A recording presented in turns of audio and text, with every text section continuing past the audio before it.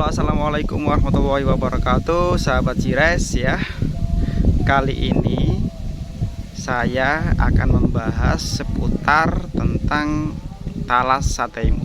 Talas sateimu adalah talas dari Jepang, teman-teman.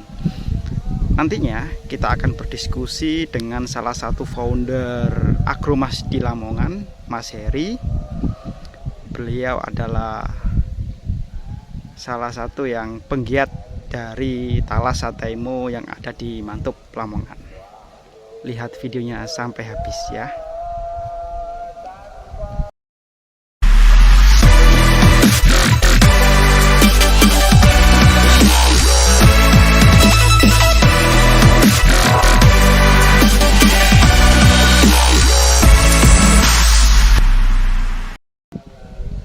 Nah, di belakang saya ini ada talas sateimu. Kita nanti langsung berdiskusi langsung dengan penggiatnya, apa saja terkait talas sateimu, bagaimana budidayanya.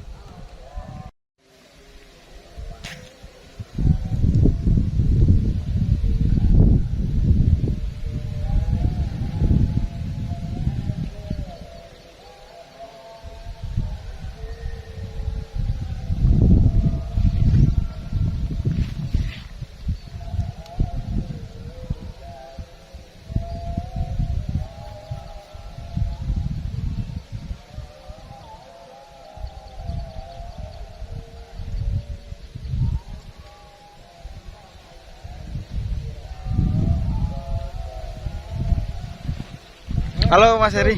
Waalaikumsalam. Ini teman-teman, beliau adalah Mas Heri, salah satu founder dari Agromas di Kabupaten Lamongan. Selain itu juga Mas Heri adalah pegiat talas sateimu. Kita ikuti semua ceritanya. Semoga kita bisa terinspirasi dari beliau. Tonton terus video ini. Oke, assalamualaikum warahmatullahi wabarakatuh. Sahabat apa kabar Mas Heri? Alhamdulillah baik. Salam untuk teman-teman para pegiat pertanian di Indonesia, di Nusantara. Mas Heri, ya, bisa dijelaskan nih apa sih manfaat dari talas sateimu? Nah, ini sedikit cerita ya. Jadi kita sampaikan apa adanya. Pertama, talas ini memang saat ini lagi dikenal sebagai talas Jepang sateimu ya. Ada yang nyebut toimu, ada yang nyebut juga dengan keladi Jepang, ada yang nyebut oshikawa, ada yang nyebut safira, ada yang nyebut antiquorum, banyak sekali sebutan. Nah, secara manfaat kalau kita lihat sejarahnya ya, ini memang kalau di daerah Jepang itu khususnya di desa Yuzurihara ya, itu kan warganya sudah terbiasa mengkonsumsi talas sateimu seperti ini. Nah, ini wujud dari talas Jepang sateimu ya. Mungkin beda dengan talas yang lain. Nah, ternyata di desa Yuzurihara daerah Jepang sana, penduduk-penduduk yang sudah biasa mengkonsumsi talas ini itu secara kesehatan luar biasa ya. Jadi usia-usia di atas 50 itu masih fit, tidak kena penyakit Alzheimer, padahal mereka juga perokok ya, dan juga bekerja di bawah terik matahari gitu kan. Nah, itulah kemudian diteliti, ternyata salah satu yang menentukan faktor kesehatan mereka ya, penduduk desa Yuzurihara Jepang itu adalah karena kebiasaan mereka mengkonsumsi dari talas Jepang sateimu ini gitu kan. Nah, oleh para hari akhirnya diteliti lagi, ada apa sih dengan sateimu. Nah, ternyata sateimu ini itu ada kandungan yang biasa dikenal dengan kolagen nabati ya, itu jenis protein ya, khususnya biasa disebut dengan asam hyaluronik ya, atau hyaluronic acid. Ini adalah sumber utama dari kolagen, tapi bahannya dari tumbuhan ya. Nah, itu kita tahu bahwa memang salah satu faktor kesehatan atau kehidupan kita di semesta ini, unsur protein adalah unsur yang sangat menunjang kehidupan, baik itu dari tanaman, hewan, manusia ya. Nah itu. Terus Mas Heri, Ya. ini kan kalau di Indonesia kan banyak banget nih kan talas satu ilmu juga kan. Nah, apa sih membedakan antara talas Jepang sama talas Indonesia atau talas lokal? Talas lokal. Pertama, sering kita sampaikan bahwa dari apa ya, dari jenis atau kelas ya atau kelompok memang sudah beda. Rata-rata yang berkembang saat ini ya talas lokal yang ada di Indonesia ini kan jenis dari sente-sentean atau bahasa ilmiahnya kan alokasia. Itu ciri khasnya biasanya bentuk umbi talasnya itu nanti akan bonggol besar saja ya. Bonggol besar mungkin kurang lebih seperti ini gitu kan. Nah, cuma ini memang gambaran. Sebenarnya ini juga bonggolnya satu imu ya. Nah, kalau talas Jepang itu masuk golongan kolokasia, yaitu jenis talas ada yang nyebut dengan talas rimpang seperti ini atau kaladium ya, atau keladi-keladian. Makanya talas Jepang itu ada yang nyebut dengan keladi Jepang, yaitu ada kalau di daerah Bali atau nyebutnya juga dengan keladi salak. Karena memang dia jenis talas di mana nanti umbinya itu ada umbi induk, kemudian di sini nanti ada umbi anakan ya, kemudian keluar umbi cucu bahkan umbi cicit.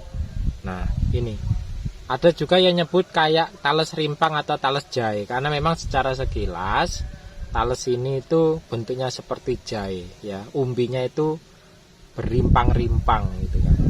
Ini yang pertama. Yang kedua, dari segi usia dia lebih cepat dibandingkan talas lokal ya. Kalau talas lokal itu kan butuh di atas 8 bulan.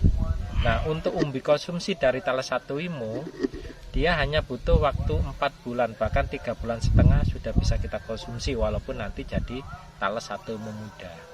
Maksimal untuk konsumsi dia umur 5 bulan. Karena apa? Pengalaman kita selama ini membudidayakan baik di lahan maupun di pematang sawah seperti ini. Ini kan kita memanfaatkan pematang sawah ya. Ternyata ketika umbi satu ini lebih dari 5 bulan, maka dia akan masuk masa dorman. Artinya dia masuk masa istirahat tanaman sehingga dia tidak berkembang. Mau tidak mau ketika umur 5 atau 6 bulan harus kita panen. Nah, kalau talas lokal itu bisa sampai tahunan. Contoh mungkin ada talas-talas Bogor itu sampai 1 tahun 2 tahun lebih. Ada talas bening dan lain-lain. Nah, ini ya. Yang ketiga, dari daun sudah sangat beda. Nah, kita lihat ya contohnya yang di sini. Ini yang benar-benar membedakan dengan talas lokal ya. Talas lokal rata-rata di sininya nanti ada belahan. Karena memang dia golongan sente atau alokasia. Tapi kalau golongan kolokasia atau talas jenis rimpang atau keladi, dia bentuknya bulat. Tidak ada belahan ya. Nah, di sini nanti warnanya ungu. Nah, ini ciri yang paling kelihatan dari luar. Kalau kita lebih detail lagi namanya umbi. Nah, contoh lihat umbi yang sini. Nah, ini dia anak-anaknya sudah keluar semua. Dia berimpang-rimpang ya. Nah, ini. Kalau satu imu berimpang-rimpang ini, Mas. Iya, ini satu imu. Ini umbi induk ya. Atau ini nanti indukan. Ini nanti indukan, dari indukan nanti keluar anakan-anakan seperti ini, bahkan nanti cucu. Ini nanti kalau dibongkar, ini banyak ini nanti umbinya. Ya, banyak. Bisa sampai minim tanpa perawatan, kalau kondisi kurus, pengalaman kita biasanya 1 kilo 2 on, 3 on. Nah, tapi kalau perawatannya bagus, perawatan ekstra, bisa sampai 3 kilo 4 kilo. Bahkan kemarin teman kita ada yang bisa mencapai 3,8 kilo itu hanya menggunakan pot tapi dengan nutrisi yang ekstra. Nah, ini bedanya ya dari daun, umur, khasiat dan lain-lain. Iya. Oke. Cara ini misalnya nih Mas Heri, saya pengen budidaya talas sataimo nih. Harus ngapain aja nih Mas? Apa yang harus diperhatikan nih? Pertama, kita awal kalau mau menanam atau membudidayakan, mengembangkan sataimo adalah yang paling utama adalah kita menyiapkan umbi bibit yang bagus dan benar. Yang bagus, yang ya, bagus dan benar atau baik dan benar. Kenapa saya katakan seperti itu? Pertama, benar. Benar-benar yang ditanam tadi itu adalah talas sataimo. Karena sekarang ini mungkin lagi booming ya, lagi booming sehingga banyak yang menjual talas-talas lokal, tapi ternyata di situ bukan talas Satu Imo. Makanya syarat utama adalah benar. Nah, sekilas ciri dari Satu Imo adalah seperti ini. Ini harus benar dulu, benar-benar memang ini talas Satu Imo. Yang kedua, baik itu dari usia ya. Untuk umbi bibit seperti ini, ciri yang harus teman-teman ketahui adalah dia harus memang cukup umur. Cukup umur itu artinya umurnya memang cukup untuk sebagai umbi bibit, bukan umbi konsumsi. Di depan sudah kita sampaikan bahwa umur 4 bulan sudah bisa dipanen. Artinya 4 bulan itu adalah panen konsumsi. Tapi nanti kalau panen bibit paling tidak di atas 6-7 bulan. Ya, cirinya adalah nanti di sini kita tahu dari kulit ya. Kulitnya ini sudah kasar, hitam. Kalau 4 bulan itu ini masih putih dan mulus gitu kan. Itu kalau konsumsi ya. Tapi kalau umbi bibit di sini nanti dia kasar, gelap ya, kelihatan kesan tuanya ada, keriput-keriput kayak orang tua gini. Kemudian nanti dia kalau di bagian ujung ini kita lihat, kita amati, dia sudah keluar tunas. Nah, ini yang tidak bisa ditipu ya. Jadi ini tunas ya, ini tunas. Nah, ini kecil pun walaupun dia umbi cicit ini tunas. Ini juga tunas. Nah, hal umbi seperti ini nanti dia bisa seperti ini atau muncul seperti ini kalau usianya memang sudah cukup ya. Sehingga nanti ketika disemai dia langsung bisa menjadi tanaman tidak busuk. Itu yang pertama. Jadi umbi harus benar dan baik ya. Yang kedua, kita menyiapkan lahan. Ya, lahan saya kira kalau kondisi ini kita tidak di daerah mana, tapi ini kita lihat di daerah Lamongan sendiri ya. Dengan lahan yang seperti ini, pematang sawah, kita manfaatkan pematang sawah yang mungkin sebelumnya ditanami jagung, dihabiskan tikus, ya, makan ketelapan tikus. Kita memanfaatkan pekarangan sawah seperti ini saja sudah hasilnya seperti ini ya. Sangat bagus. Kita lihat mulai dari kesuburan daun, batang, tadi sudah dilihatkan dari umbi, ini sudah sangat bagus. Artinya saya kira kalau urusan kita menyiapkan lahan itu tidak terlalu rumit atau nggak terlalu ribet ya. Yang penting apa? Yang penting pertama nutrisinya cukup, baik itu dari pupuk ya, pupuk pabrik atau organik. Yang kedua air. Nah, ini kita tidak usah menyiram dengan menggunakan pematang ini karena dia secara alami sudah kena air dari hujan karena dia lagi musim-musim turunnya hujan. Ini yang kedua, lahan ya. Yang ketiga, perawatan. Saya kira tales itu tidak terlalu ribet kalau perawatan. Ya. Artinya dia untuk hama dan penyakit tidak terlalu kompleks seperti hanya padi yang banyak penyakitnya, banyak hamanya ya. Nah, yang paling sering mungkin kalau lahannya kurang bagus nanti mungkin ada hama uret atau embuk atau nanti luwing kaki seribu. Itu pun kalau lahan seperti ini saya kira tidak ada. Kalau penyakit yang sering nyerang itu kadang namanya jamur ya, atau jamur, serangan jamur atau blas yang kayak neyeng-neyeng itu atau karat. Tapi ini murni tanpa penyemprotan, tanpa. Oke, Mas Heri, untuk nilai ekonomis nih salah Satu Imo. Ya kalau gini, ya kalau masalah nilai ekonomis pertama kita lihat untuk market atau konsumen ya. Satu Imo ini kan saya kira makanan yang tidak harus produknya diekspor karena untuk pasar lokal sendiri juga tahun-tahun ini sudah mulai banyak dikenal ya. Tahun-tahun ini sudah mulai booming ya.